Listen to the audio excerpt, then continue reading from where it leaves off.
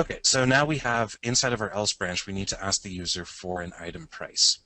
So I'll go ahead and say console write how much does item name cost, or enter item names price. That sounds like a better prompt to me.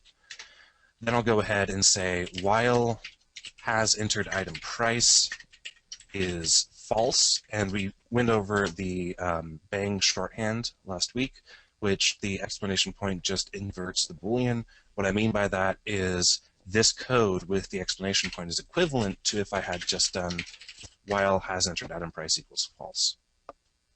Or, yeah, stuff and things. So when I enter this while loop, I want to continuously prompt the user for the item price, which means I have to modify this a little bit. There we go. That looks a little bit clearer. That does not look a little bit clearer. Now it looks a little bit clearer.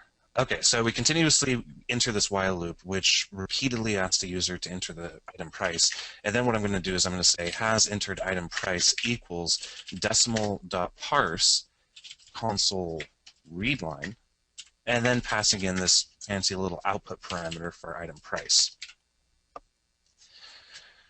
So what I want to do if they have entered the item price is I want to exit the while loop. Unfortunately, that's actually handled by a syntax error because we are running into a situation where is item price a decimal? It is a decimal. What am I doing wrong here? Blah, blah, blah, blah, blah. I forgot to say try parse. Thanks, Jason. You're very welcome. Okay, so this loop looks a little bit crazy, but if you follow the logic line by line, its behavior becomes a little bit more apparent. What we're doing here is we're setting the Boolean has entered item price to the result of trying to parse the decimal. So if we succeed in parsing the decimal, has entered item price becomes true. When has entered item price becomes true, the while loop exits.